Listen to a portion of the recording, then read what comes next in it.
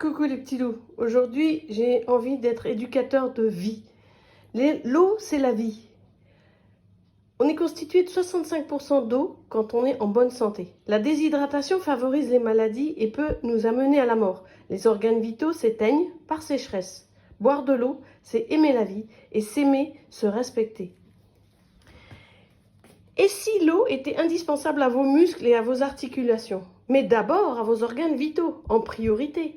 Pour rester en vie, il faut chaque jour hydrater les 7 organes principaux, les 7, je compare aux 7 péchés capitaux, 7 organes vitaux qui sont le cerveau, le cœur, le poumon, le foie, la vésicule biliaire, les reins, la vessie, la rate, le pancréas, les intestins, l'estomac.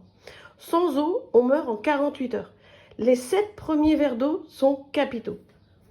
Le sang est notre élixir de vie. Il circule par un réseau de nombreuses veines et artères grâce au cœur. Or, si le sang est épais comme du ketchup, il circule mal. Dès que l'eau fluidifie le sang, ça circule mieux. De plus, le sang transporte les vitamines, les hormones, les nutriments pour nourrir les organes vitaux, le squelette, les muscles du corps. Le cœur pompe l'équivalent de 3000 tonnes de sang par jour. La longueur moyenne des vaisseaux cumulés chez l'humain est de 160 000 km. Le sang alimente surtout en oxygène la cellule et recueille le gaz carbonique éliminé par les poumons. 1 heure d'effort intense fait consommer et perdre 1 litre d'eau par la transpiration. Retenir cela quand on fait du sport, du bricolage, du ménage, de la marche. Également quand on fait un effort cérébral intense. Le cerveau consomme de l'eau et perd de l'eau. Les écrans aussi nous pompent nos réserves en eau. Vérifiez par rapport à le temps passé devant un ordinateur. Pour penser à s'hydrater, il faut, je vous conseille, boire 2 verres d'eau avant de manger ou de boire quoi que ce soit, le repas, l'apéro, et même dès le réveil du matin. Également, pensez à boire de l'eau avant, pendant et après l'effort. Comment aider votre circulation?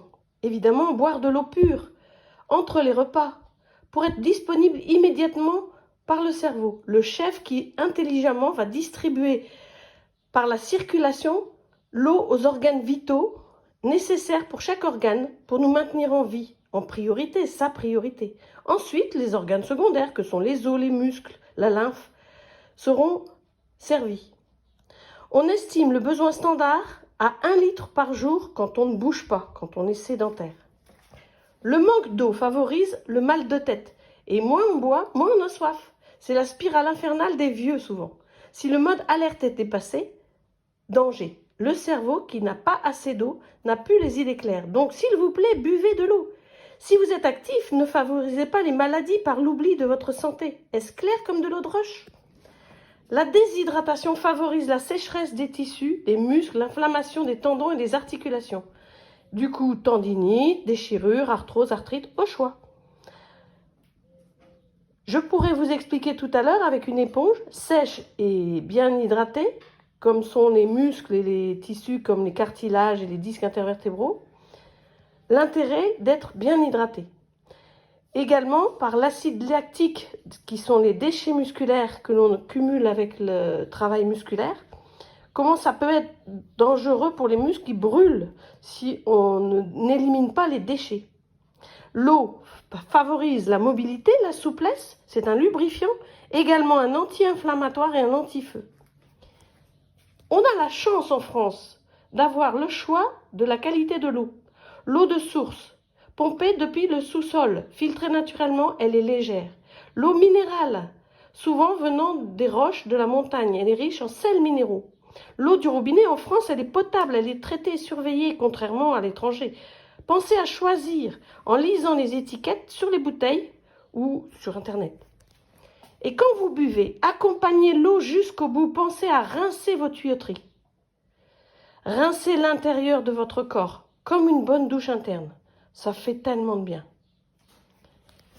Voilà, je finis par une éponge sèche qui fait très mal quand je la mets dans l'eau, elle se gorge d'eau, elle se gonfle. Et comme un muscle, eh bien, finalement, elle est souple et elle ne se déchire pas. Voilà. C'est pour juste une petite micro-démonstration de l'efficacité de l'eau dans les tissus. Comment ça fait? Vérifier par rapport à une éponge. Allez, salut les petits loups, bisous.